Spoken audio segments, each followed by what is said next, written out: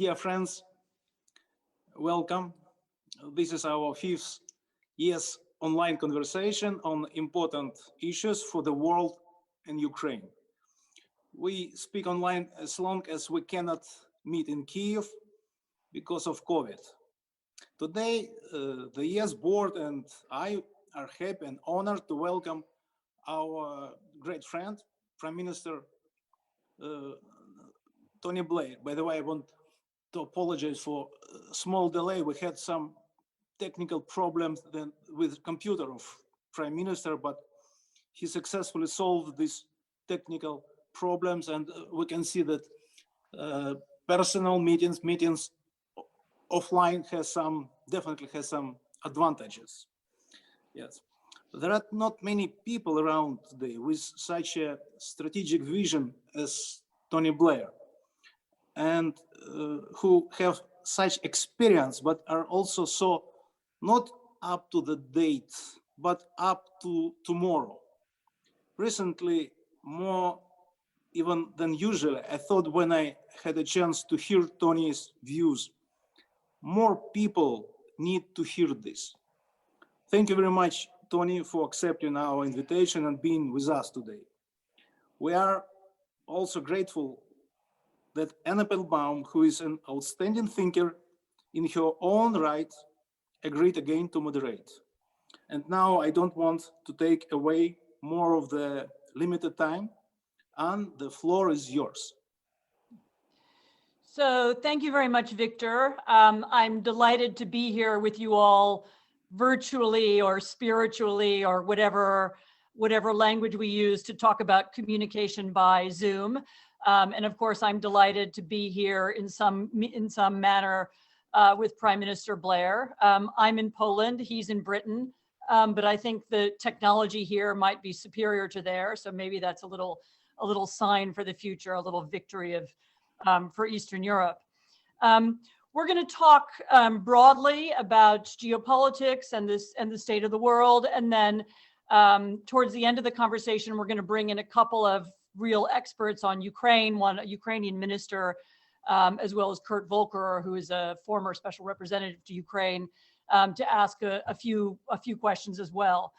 But Prime Minister, let me begin with the big question. And the big question is, we have a new American administration, and it's an administration whose leading members, Tony Blinken, Jake Sullivan, as well as Biden himself, have already started to talk about reigniting, resetting, reorganizing the transatlantic alliance, and especially the alliances of democracies.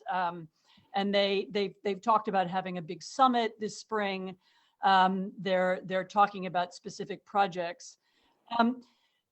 One of the things that I am worried about is the potential for such a move, which is of course welcomed by so many people, by leaders in Europe in particular. I'm worried about the potential for such a move to be all words and no content. That we could have a big meeting and a summit and everybody shakes hands and then we go home and nothing changes. Tell me how you see this moment and what you think would have to happen for it to be really meaningful. Thank you, Anne. And first of all, Victor, and to everyone involved in YES, thank you so much for having me back again to the summit, albeit virtually. It's a great pleasure always to be associated with YES, which is a fantastic movement, does such good work and has done over so many years. And Anne, it's actually a privilege to be interviewed by you. I've read much of your recent commentary and statements, and they're fascinating. So I think, well, you've put your finger on it. The key is to make sure that a new administration is not just a new form of words, but is a genuine new beginning. I think the most important thing is to give it immediate substance. I think that is possible around two issues. First of all, how we coordinate better the response to the global pandemic, the coronavirus, and secondly, in respect to climate change. Those are two very good first starting points. And then I think what Europe's going to be looking for is really some sense that there's a strategic framework within which America sees the world. I mean, I think quite apart from individual questions over the previous administration, the outgoing administration, there was also a sense that things were very ad hoc reactions rather than fitted within a strategic framework of engagement. And so I think not just in respect of the transatlantic alliance, but in respect of how we deal with China, for example, how we deal with Russia, obviously very important in the part of the world that you're in and the YES conference takes place in, and also in the Middle East. So I think really there'll be two things: a sense that there is a real desire to reignite the alliances, traditional alliances of America based on values and not just interests, and secondly, to give it some substance. Mm-hmm. So one of the ideas that is kicking around, one of the things I've heard, and one of the topics of conversation is the question of our institutions. Do we need a new international institution? Do we need a new format for democracies to meet? Do you have any views about that? I have some doubt about it, but that's going to be one of the subjects that comes up now. Is it institutional reform that we need as well? Yeah, it's a very interesting question. So, you know, and obviously I've had a lot of experience both as Prime Minister of the UK for 10 years and then afterwards watching the world and active in it with my institute. So at the moment, you've got the UN, such a large body, UN Security Council pretty much divided amongst those with the veto. So it's hard to see a lot happening that is difficult through the UN. G20 was very functional during the economic crisis, has been much less so through this pandemic. But then you've got the America-China relationship, which makes that hard to manage for the future. And then you've got the G7, which America has at the moment and Britain's going to have next year. The G20 passing to Italy. I think there's a desire on the part of quite a wide spectrum of American opinion and some European opinion to say, well, if the G20 is going to be a more difficult body to manage because of that central disputation, if you like, between America and China, is it possible to build out from the G7? So, for example, some people have suggested a D10. So you add to the G7 nations, which are democracies, you add India, South Korea, or Australia. I mean, the problem with that is I see the advantage in one sense, but the problem is it's very hard to do that and ignore Indonesia, ignore Brazil, ignore Nigeria, ignore Mexico, you know, which are also, or Philippines, which are also very large population countries and are democracies. So I think probably what you'll find is there will be a coalescing around the G7 and then an outreach from it without necessarily changing the formal structure. Because I think changing the formal structure is going to be difficult. I mean, India, of course, will become hugely important. I mean, is already very important, but is going to become more and more important in international affairs as this America-China relationship finds its settling point. But, you know, as I say, it's hard as a matter of principle to say you have India in and you don't have Indonesia. Mm-hmm. How do we square the problem of, I mean, I clearly, the question of how the world's democracies are going to deal with China, a growing China, a more aggressive China, a China that is, you know, ever more loudly critical of and seeking to undermine actually human rights standards around the world, which is a problem for all of us in different kinds of ways. And which also is seeking economic advantages inside, you know, both in its own neighborhood and also inside European and other Western economies. I mean, is the best way to cope with that new, you know, with that growing shift in power? Is it best to organize, as I said, as you were just implying, around the idea of democracy, that we as a group of democracies need to contest China, or is it something different? Is that a too one-sided way to look at the world? How should we as democracies, is this a new Cold War and we're divided into two camps, or is that not really the lens to see it through? Well, yeah. I mean, in one sense, it has got some of the attributes of the Cold War, in the sense that you've got these two major powers, America and China,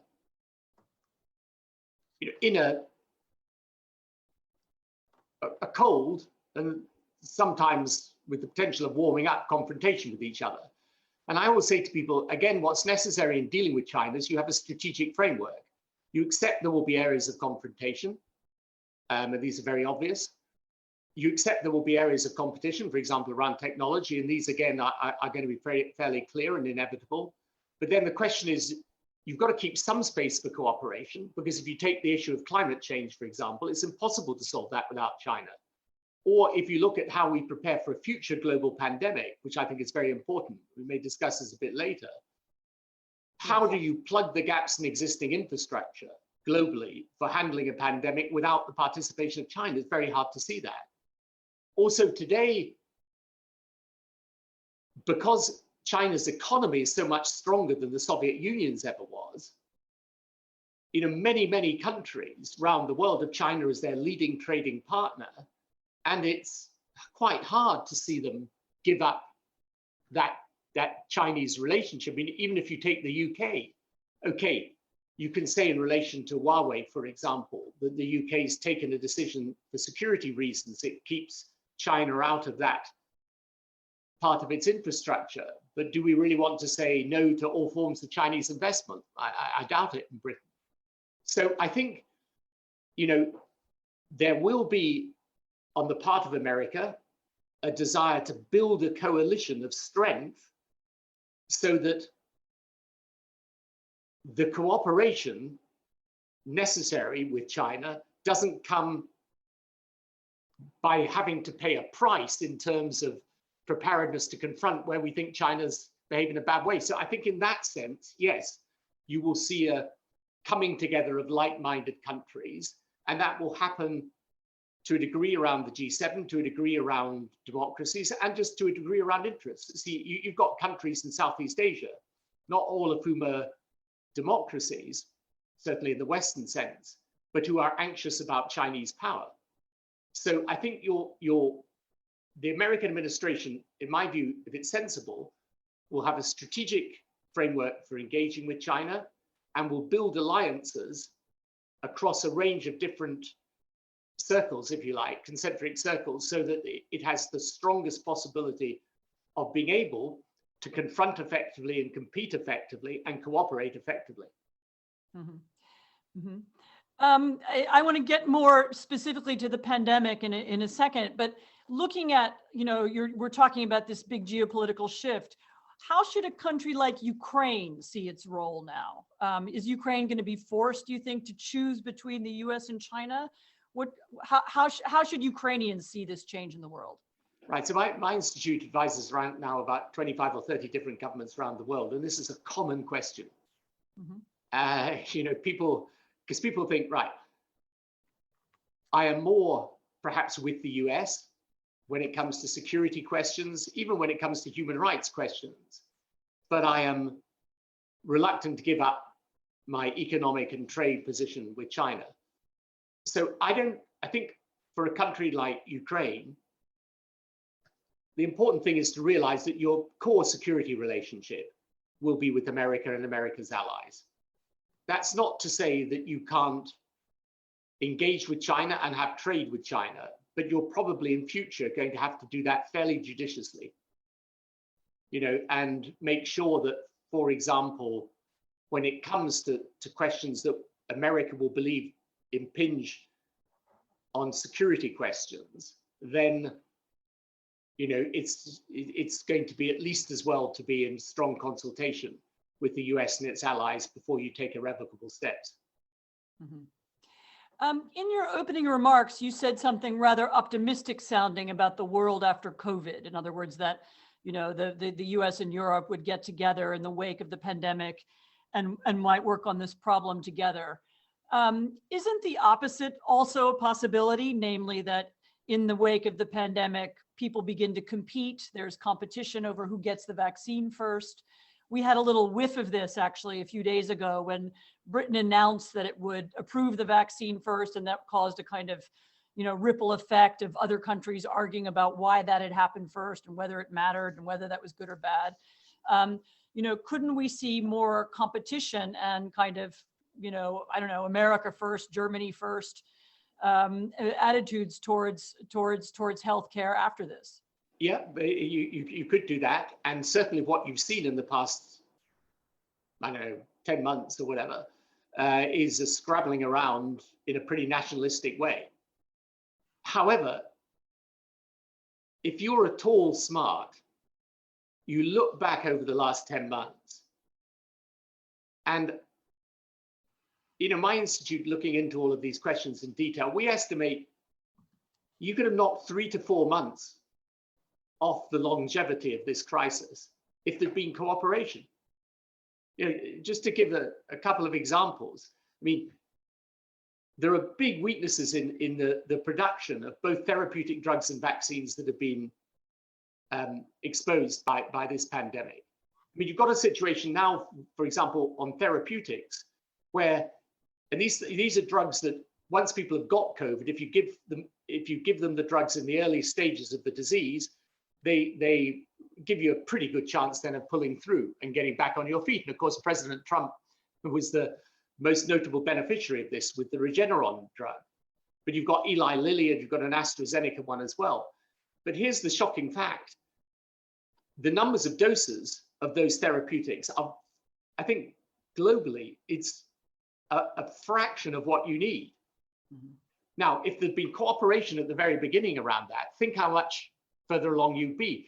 In testing, we tried to present an idea right at the very beginning of this, that the main governments got together and set up a fund which, given the amount of money we spent on this, is peanuts really, right? A few $1 billion, and incentivized every single company working on rapid antigen tests that you could use at the point, the point of use, 15-minute tests. If you put that resource behind that all those months ago, then instead of just now we're beginning to see these tests come out, we would have had them ages ago, instead of which we've had to rely on PCR tests, which are lab-based tests, expensive and quite difficult to do, and certainly can't be done at mass. So I think you may be right in the sense that in the next few months, as the vaccine rollout happens, people are still America first, Germany first, Britain first, etc.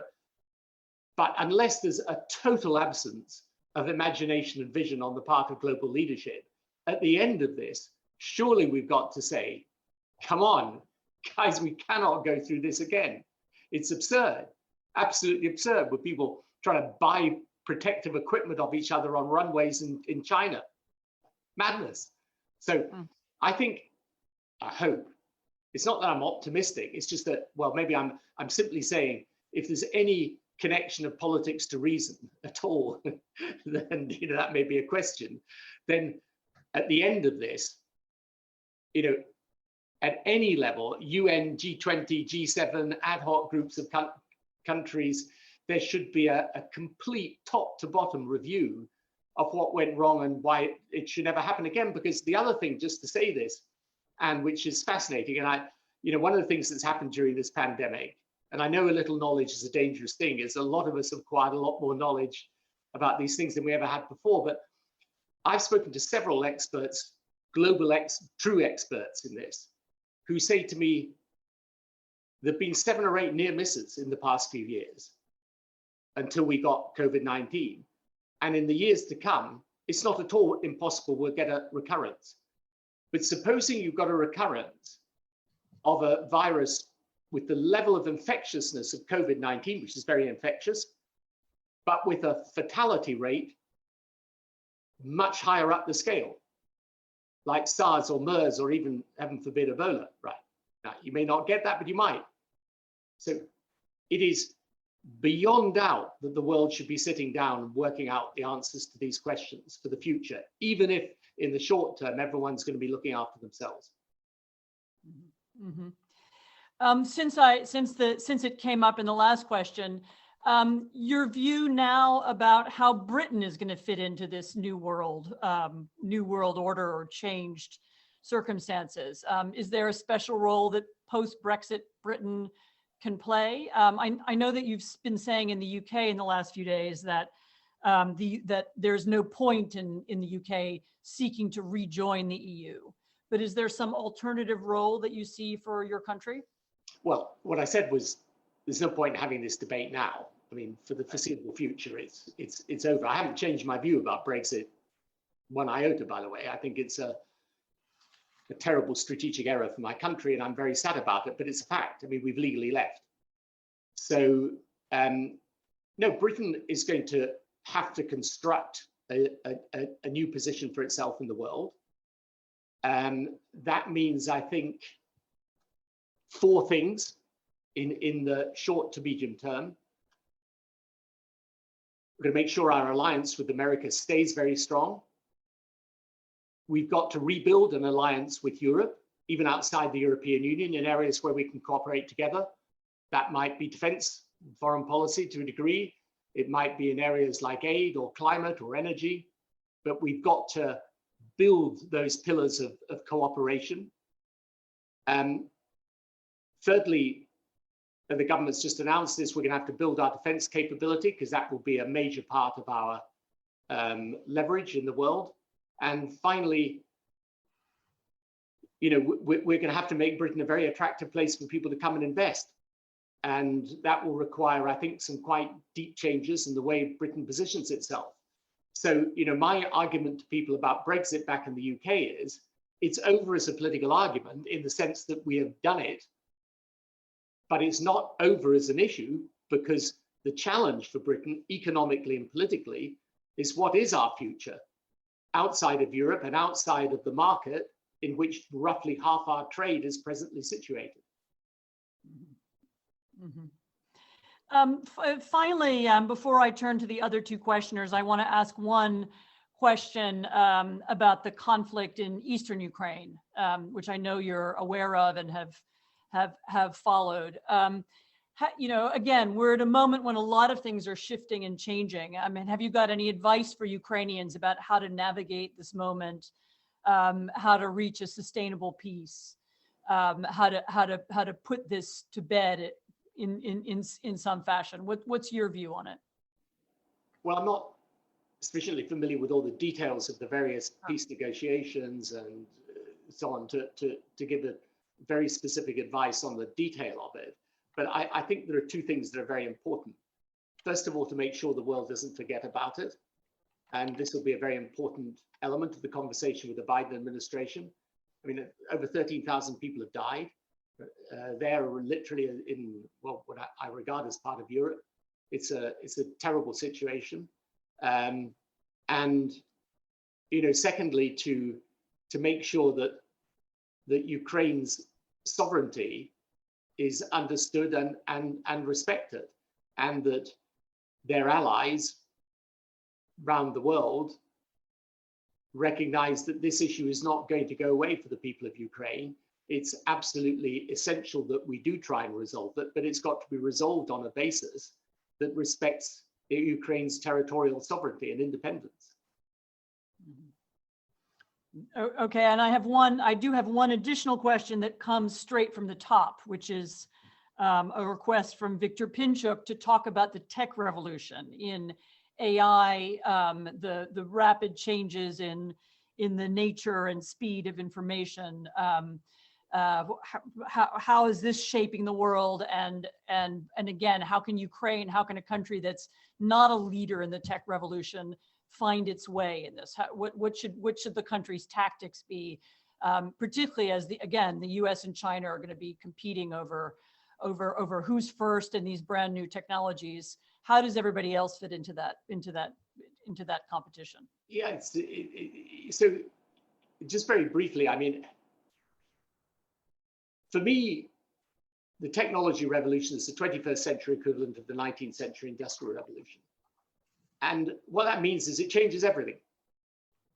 And it's going to change every single aspect of our lives, the way we live, the way we work. the way we think, the way we interact with each other. That's the first point. The second point is that there's at the moment a huge gulf between what I would call the change makers, those inventing the technology, and the policy makers, in other words, the politicians. And we need to put them together, because otherwise we'll be in the same situation we were in the 19th century, where for many years the Industrial Revolution was going on, for example, in Britain, but politics was decades behind in catching up. The third thing is to realize that the tech revolution isn't just about Facebook and issues of privacy and regulation and so on. It's also the opportunity for countries to transform healthcare, education, transport, law and order, the way government works. And in my view, the group of politicians that understand, master, and show how this technology revolution can be harnessed for the good of the world are the ones that are going to win. And for a country like Ukraine, there's no reason, you will have, by the way, you do have some great young Ukrainian entrepreneurs, really smart people, and they're going to be inventing stuff and doing stuff, and you want to create the best environment for them to flourish. It's going to put an enormous premium on university education. The top tech places will be the places with the best universities. And, you know, a country like Ukraine can use the technology revolution to bypass some of the legacy systems of the West. So I would, if I was back in government in the UK, by the way, I would be making this literally first and foremost of the policy agenda for us. Yes, it's one of the things that I do hope Biden will do as a Western project. You know, how can we harness new technology together? What can we do together, you know, across the world's democracies, democratic project rather. Yeah, absolutely right. And the other thing that would be fantastic is to think of Europe and America coming together on common regulations. Yes. Because, you know, we're going to be competing with China. I mean, that's the reality. Yes, yes, that's my hope too. One of my greatest regrets about the Trump years was that we, you know, the U.S. and Europe and China were all three competing, which was an unnecessary waste of energy.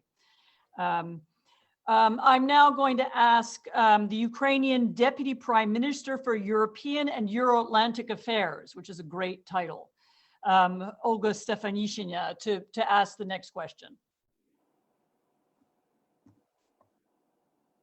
Which was a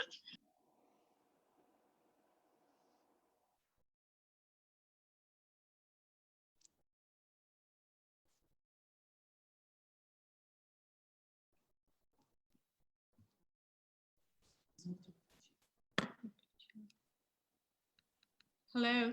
Hi, Olga. Yeah. Hi, good. Did you ask your question already? No, I didn't. I was listening so hard to all your messages, so I have to pause myself for a second. Well, dear Prime Minister Anne, Victor, so it's a great pleasure to spend some time during the busy day in this very sustainable and global discussions. And indeed, we're in the middle of facing a new global challenges of a pandemic, and it brings us to Ukraine's role in it, and we're becoming more and more global player in the world arena. And it's not a secret that Ukraine is pursuing to NATO membership. And NATO now is in the middle of forming the new vision for the next 10 years. And two principal points of this vision are very much conjunct with Ukraine, is the facing new challenges and hybrid threats, where Ukraine is unfortunately a leader of this experience, and also ensuring stronger regional security, in particular the Black Sea security. So, comparing to the Bucharest NATO summit of 2008, where Ukraine was granted the membership perspective, now in 2020, Ukraine is in a totally different position. So we have transformed significantly our armed forces. We're in a totally different economic reality with EU, US, our largest trading partners, and we are now like even more ambitious in terms of our role in a global arena, joining to the security to address the global security challenges. But what we see in the strategy NATO forms is that it seems like there's little of interest into going into Black Sea security, which is really vital, you know, and it's really vital to strengthen the NATO eastern flank. Why would you see that NATO a bit of reluctant to that, and how do you see Ukraine contribute to this process, both as a NATO member state or as an ally so far? Yeah, thanks very much, Olga, and thank you for all the work that you do. Yeah, I think that in the end, for Ukraine, NATO membership's got to be its choice that it makes, and it's up to Ukraine to decide that. I think Ukraine has become much closer to NATO, and has also been a demonstration of the continued necessity for NATO because of what has happened to Ukraine. And you know, my suggestion would be to just keep on working at it with NATO. You know, the improvement in the defense capabilities of Ukraine has been an important factor in these past few years. And, you know, I think, you know, you can know all the political reasons for hesitation over Black Sea cooperation, but nonetheless, I think it's important you keep making the case as to why it's necessary, not just for Ukraine, but for NATO. And, you know, I think it's important that Russia realizes that it can't, by behaving in a way that's contrary to international norms, make Ukraine's position more difficult vis-a-vis NATO membership. That's got to be decided irrespective of that. So I think, you know, but I would say that although there'll be frustration in Ukraine that things aren't moving faster, nonetheless, I think the moves that Ukraine's made in these past 2-3 years have basically been the right ones. And I would encourage you to carry on in that path of building greater linkages in terms of capability and continuing to make the case very vigorously. And probably with the Biden administration, you'll have a pretty good, you know, you'll have a pretty good ear on the other side to speak into. Thank you. It's pretty clear and very much in line of our expectations and what we're doing back in Kiev. So thank you so much. Thank you, Olga. Good luck with everything. Thank you, Olga. I mean, in the previous event that I did for Yes, we had a long conversation about American policy towards Ukraine, and one of the cheering conclusions is that, in fact, there is at some level quite a lot of bipartisan, certainly in Congress, cross-party support for that relationship. So I'm sure that will continue. Next question comes from Kurt Volker, who's a former American ambassador to NATO and also the former special representative of the US to Ukrainian negotiations in 2017 to 2019. Please, Kurt. Thank you very much, Anne. And Prime Minister, thank you for a very interesting conversation. I really appreciate the opportunity to be here. I want to pick up on a couple of things that you raised already. I liked your optimistic tone in talking about the West coming together to deal with coronavirus and to work together in dealing with the challenge of China. What I worry about, however, is that even before coronavirus, we saw a trend away from democracies and freedom and human rights, where authoritarian states were clamping down more. They were getting control of information flows.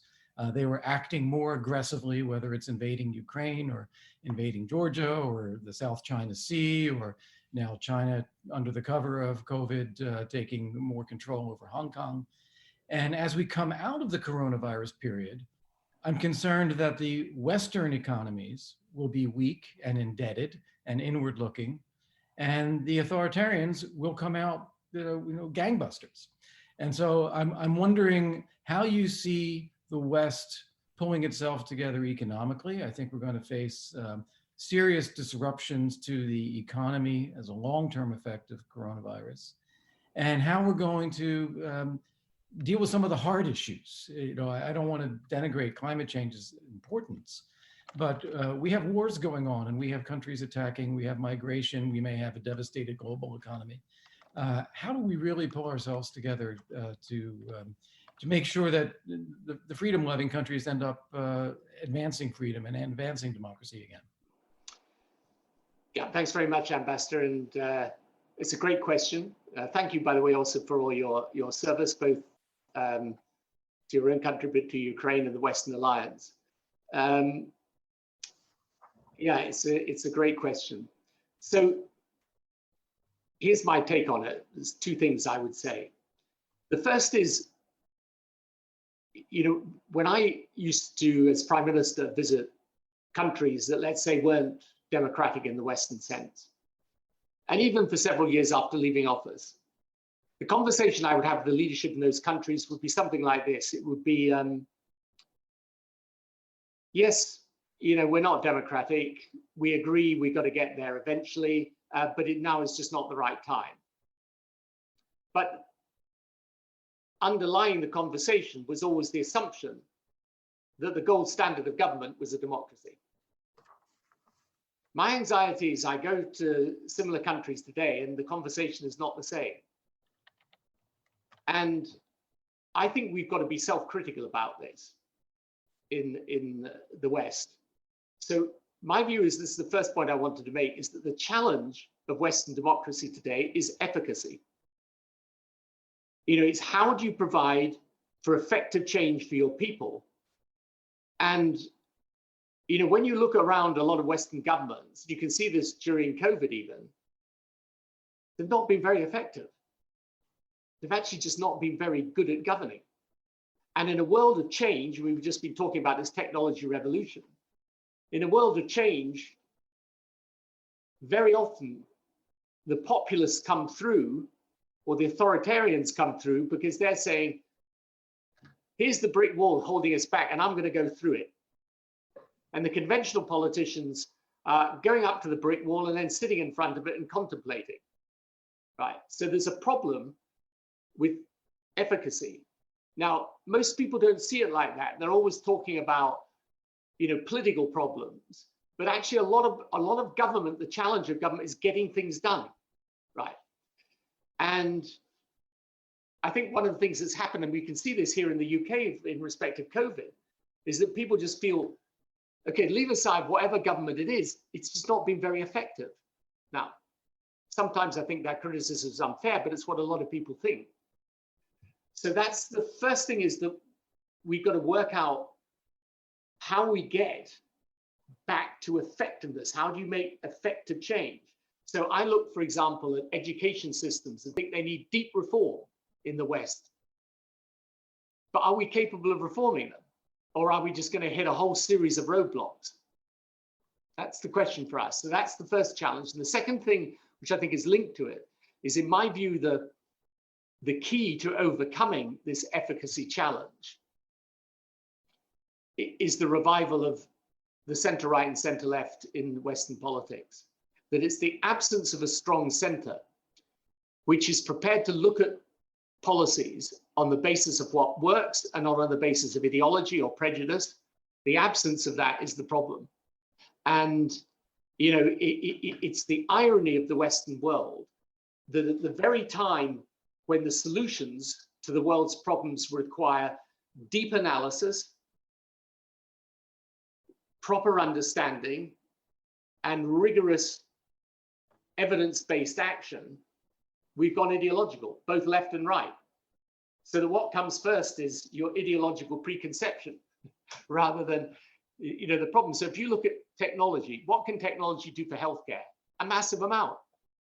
But it doesn't, it's not really a matter of your ideology. It's what can technology do and how do we get the systems to incorporate it more effectively?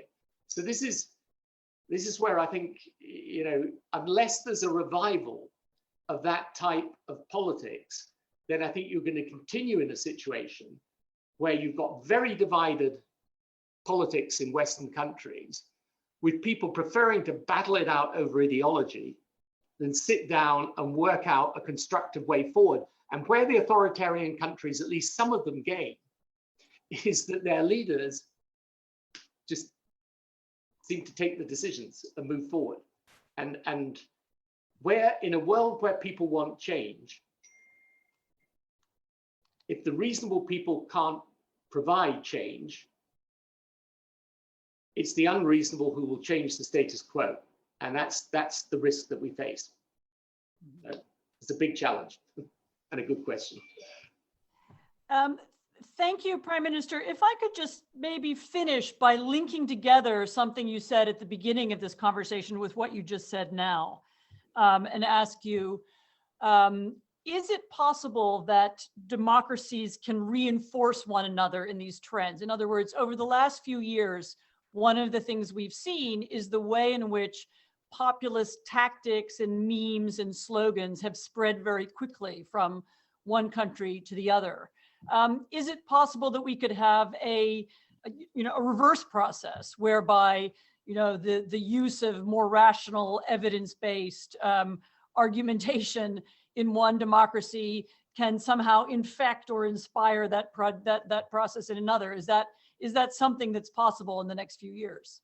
Yes, absolutely. And I think that's what's necessary. One of the things my institute works on is how do you build those linkages? Because the problems are all the same, really. And we've all got, I know you're very interested in this yourself, Anne, the way conventional media has fractured in a very partisan way, then, given rocket boosters by social media, is itself something we need to try and work out how we deal with this. And that's where I'm not sure of what the answers are, but I'm sure of what the problem is. And yes, I do think that if you get the re-emergence of strong, sort of what I would call, centrist is a bad word really to use because it sort of doesn't capture what I'm saying, but it's the only shorthand I can think of, center right and center left. But it's really to do with the fact that you see the grievances and you want to solve them, not exploit them.